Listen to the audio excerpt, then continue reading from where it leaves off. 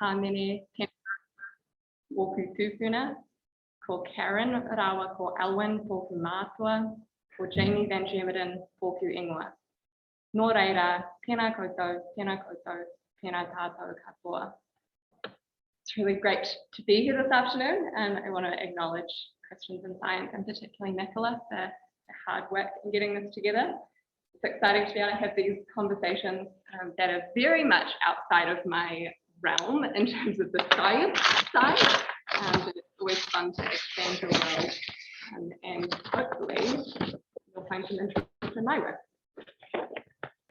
So while the idealization of freedom is far from a new concept in the Western world, political discourse in the last year has drawn into sharp focus the divergent ways in which the concept is understood. Freedom language has become increasingly polarizing and central to debates about how people function in society. At the heart of these disagreements is an inconsistent understanding of what it means to be a human person.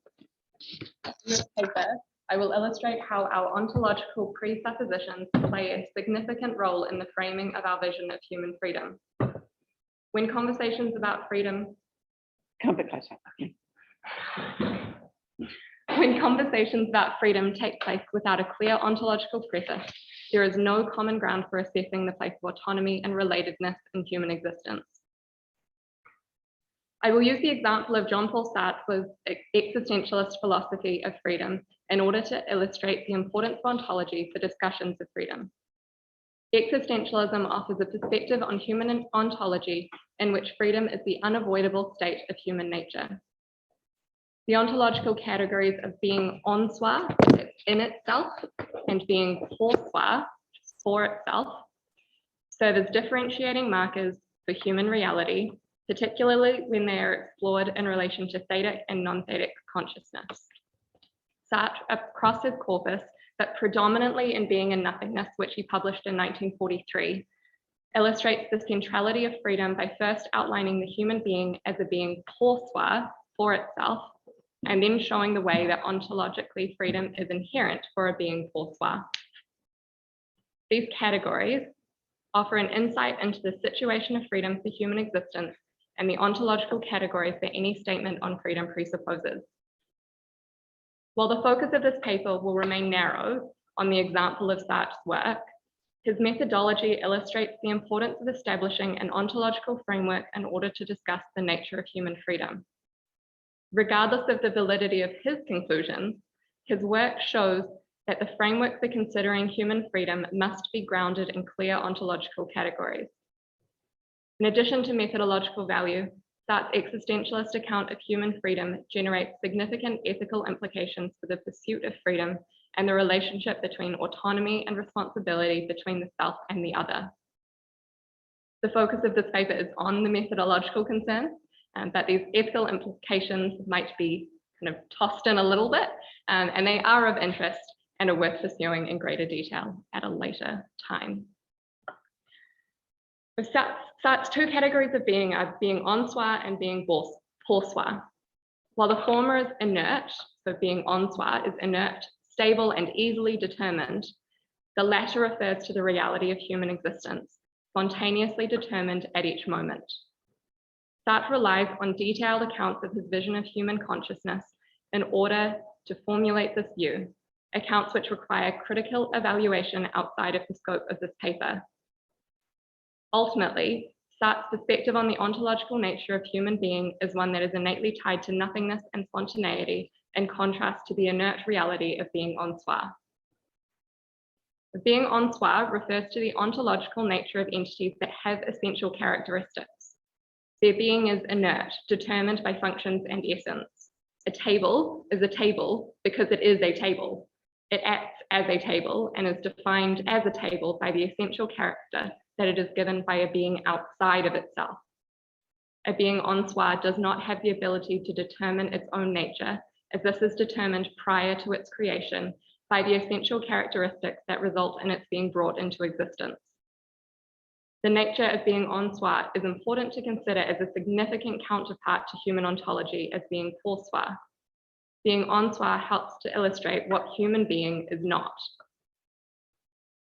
Being pour soi cannot be said to be what it is. In Sartre's words, it does not coincide with itself in a full equivalence. Being pour soi is Sartre's term for the type of being that the human self has. It does not have a concrete ground or essence that determines what it is. It is not what it is.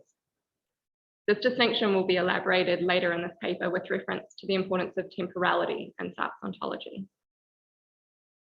Most important to an overview of Sartre's ontology is the sense of the existentialist view of existence preceding essence. The being pour soi comes to exist first and then defines the essence.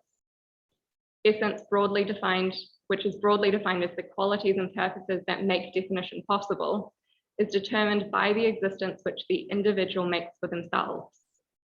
Their own choices and determinations, their own subjectivity, is what results in a definition of their essence, not the prior conception of humanity's essence.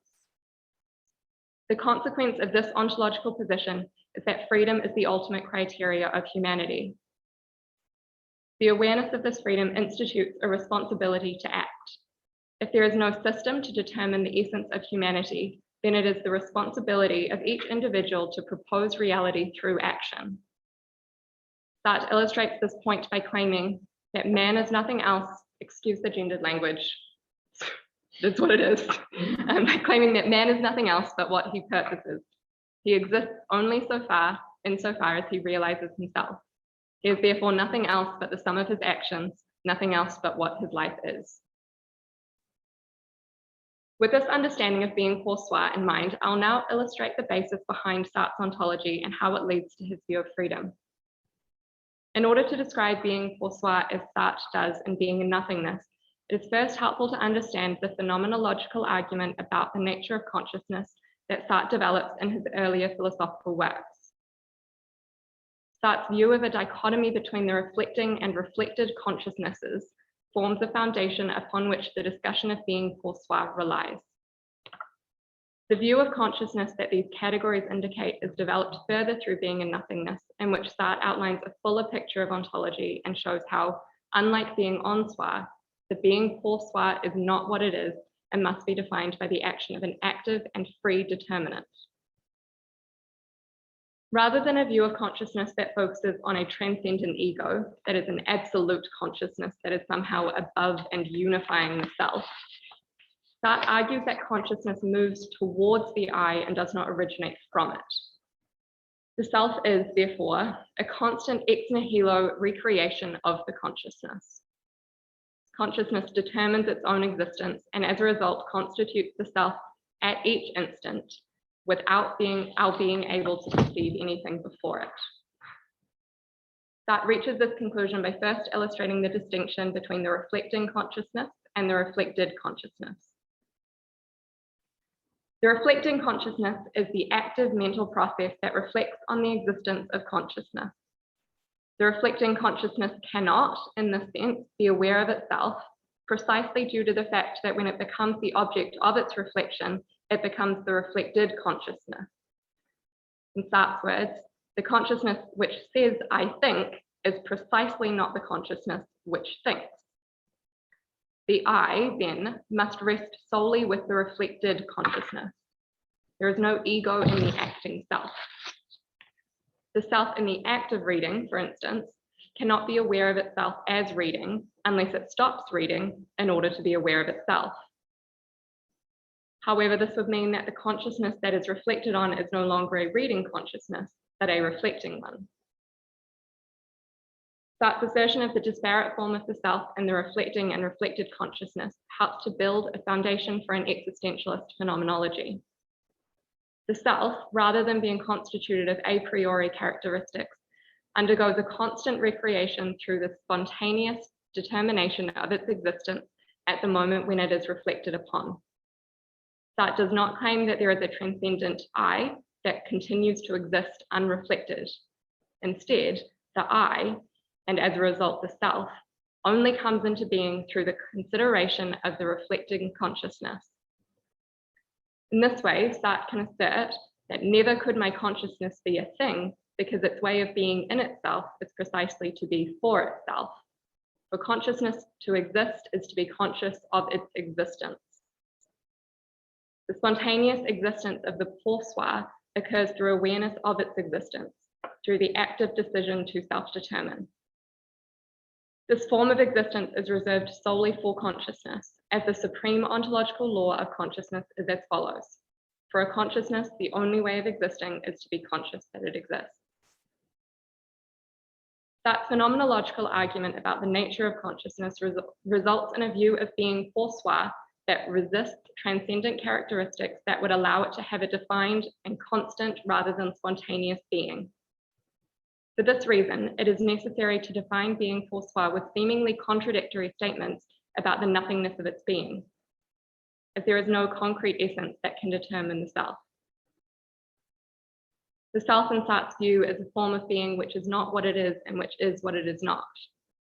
Captured here is a sense in which the being of the self, as opposed to the inert being of the en soi, is reconstituted through the apprehension of the self. There is a constant spontaneity at the ground of the pour soi's being that is caused to appear and disappear by the consciousness of the self-existence. It is necessary to provide here more detail on the language of nothingness, which is central to Sartre's ontological position. Nothingness is, in Sartre's view, a key part of the status of being, particularly for being en pour soi. Nothingness occurs only within the limits of being, but it also suffices to establish the limits of this being. Sartre explains that being is prior to nothingness and establishes the ground for it. Without a sense of what is, there can be no comprehension of what is not. Sartre illustrates this claim by showing that the total disappearance of being would not be the advent of the reign of non-being, but on the contrary, the contingent disappearance of nothingness. Non-being exists only on the surface of being.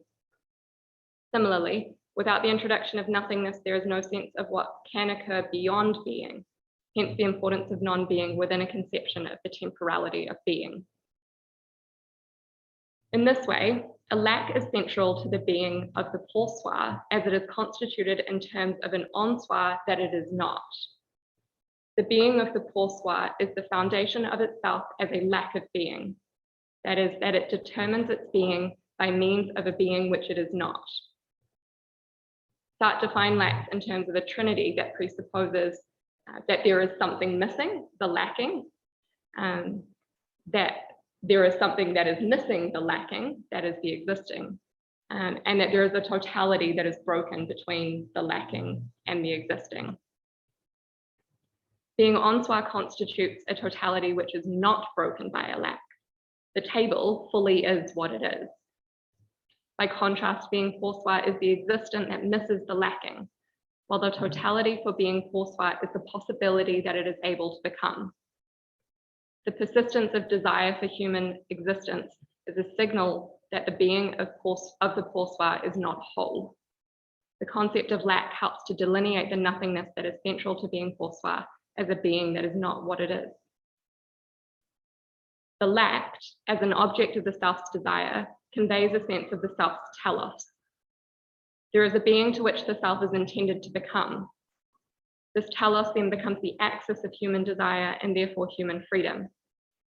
The lacked is, in this sense, the true nature of the self as a being en soi that is constituted as full positivity and whole reality. Possibility is fully realized in the being that is in full coincidence with itself. The annihilation of possibility can only exist for a being in which there is a lack, as the possible is the something which the for itself lacks in order to be itself. Were there no lack, there would be no room for possibility within the self, and therefore no need for freedom for the self. It would consist of a whole being as a complete being en soi. So what does this mean for freedom? Sartre claims that freedom is actually one with the being of the for itself. Human reality is free to the exact extent that it has to be its own nothingness. The correlation between freedom and the ontology of human reality is seen in three ways. First, by temporalizing itself, by being at a distance from itself. Second, freedom, similarly to human reality, requires that there is a double negation between existence and the external. Finally, by being transcendence. Therefore, there is not something that is first, but rather it is a being which is originally a project, which is defined by its end. Freedom is in this sense not a pure, capricious, unlawful, gratuitous, and incomprehensible contingency. Rather, it is an active choice of the individual as a result of their ontological necessity of nothingness. Freedom is the exercise of the being pour soi's project of making the in itself exist. In this way, freedom is very exactly the stuff of my being. Human reality is intrinsically tied to freedom. In Sartre's words, we are not free to cease being free. To try to avoid the reality of this freedom is to hide it from oneself, to act in mauvaise foi, which is bad faith. It is the ontology of nothingness in the being pour soi that requires freedom to be central to human reality. In Sartre's words, human reality is free because it is not enough. It is free because it is perpetually wrenched away from itself and because it has been separated by a nothingness from what it is and from what it will be. As a result of this freedom, human reality must engage in making itself be. With the establishment of an ontological position on nothingness, Sartre is able to assert his key claim that man does not exist first in order to be free subsequently. There is no difference between the being of man and his being free. Freedom is contingent on nothingness as it is the nature of freedom that the human individual holds possibility, and it is negation that sustains possibility. The individual can claim, I am not the self which I will be, because the future self is still a possibility and therefore separated from the present self by nothingness. Can also assert, I am the self which I will be in the mode of not being it. The self as a non-being in relation to the freedom of choice and becoming that self. Human reality functions differently in the three temporal states. This helps to illustrate the place of freedom and the nature of being pour soi. Firstly, what is the nature of being pour soi in the past? Or in Sartre's words, what is the being of a past being? Rather than viewing the past as a form of being isolated from the present self, Sartre asserts the connectedness of the past with the present as it is originally the past of this present. The self cannot be isolated on the instantaneous island of his present, as this would remove the understanding of how the self connects and relies on the past. Therefore, the being pour soi does not have a past that is required to be its own past, as it is constituted by the past which is behind itself. Where this relation of pastness is most profound is at death, where there is no longer a future or even present for the self, and therefore the being pour soi becomes entirely a being en soi, in itself, as it is total pastness. The past can only be a being en soi. It is what it is. It has no possibility, no being pour soi. Yet the being pour soi must be contingent on this past in order to be what it has to be. Distinct from the being en soi of the past, the being of the present is the being pour soi that is the focus of active freedom. That the present is separated from the past and the future by the before and after respectively. The present moment is always just the moment, as it is necessarily cut off from the past and future moments, resulting in a view of existence as instantaneous. Yet in addition to this instantaneity, the present self of being pour soi is significantly temporally tied to both its past self and future possibility, despite the fact that the present is where the spontaneous nature of being is experienced. Any free act towards spontaneous being is done in the mode of present existence, even as this is contingent on the being en soi of the past and the nothingness of future possibility. Statements about being pour soi in general presuppose that it is being in the present mode. The future state of being is the one that is constituted by possibility. The future is not, it is possible. Due to the very nature of the future, the being pour soi cannot exist within it, but rather holds within its present the possibility that the future presents. This is the duality of being and nothingness. Sartre employs the language of lack to show that the possible is that which before itself lacks in order to be itself, or if you prefer, the appearance of what I am at a distance. The future holds this lack in the way that it removes the possibility of being en soi from the present self. This is not a deterministic view of the future. Rather, Sartre's perspective on the relation of the future to the present self is that the future holds possibility, that it is the present self that is free to determine the way that it will exist within that future. This is a view of human freedom that presupposes that the pour soi is free and its freedom is to itself its own limit. There is nothing outside of the being pour soi that can provide a limitation on its freedom to choose the possibilities that the future holds. It is out of this contingency of being pour soi on freedom that Sartre states to be free is to be condemned to be free. Before I conclude, I want to offer some brief reflections on the importance of relationality for existentialist views of freedom. The high priority placed by existentialists on the necessity of human freedom does not constitute an individualistic and therefore unethical system. Rather, the subjectivism that Sartre offers is one that is reliant on the subjectivity of the other as much as the other is reliant on the subjectivity of the self. He calls this intersubjectivity. Sartre states that the subjectivity which we thus postulate as the standard of truth is no narrowly individual subjectivism. For as we have demonstrated, it is not only one's own self that one discovers in the cogito, but those of others too. In the acknowledgement of the individual selfhood through the discovery of their existence, the selfhood of others is likewise identified and considered as a condition on the individual self. The acknowledgement of intersubjectivity generates a further responsibility than that of individual freedom.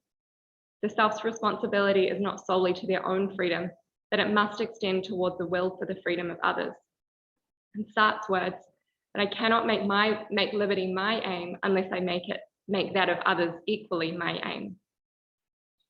This intersubjectivity, the basis of freedom, results in the development of an existentialist system for judging the moral value of actions. So long as an action has freedom as its end, then it is equally as moral as another action. Choice here is the highest ideal, if there is no other basis for action. Every action or perceived inaction is in fact a choice of which the moral value can be determined a priori. The existentialist perspective, as expressed by Sartre, is rather that life is nothing until it is lived, that it is yours to make sense of, and the value of it is nothing else but the sense that you choose. The necessity of acting in true ontological freedom ties to the sort of ethical responsibility that Sartre believes the self to have. When the being pour soi makes self-determinative actions, these do not only allow the self to make itself, they contribute to the wider formation of the being of all humanity. These decisions must therefore be made responsibly, if they impact wider than simply the being pour soi of the individual.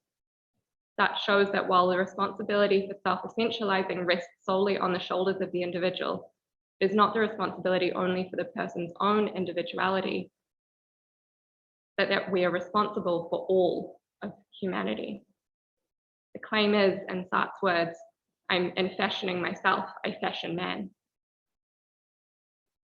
This account of Sartre's existentialist philosophy serves two purposes. Firstly, it provides an interesting account of freedom as an intrinsic part of human being. This is a freedom that is unavoidable due to the ontological nature of human existence and which must be acted in light of in order to live a responsible and authentic existence.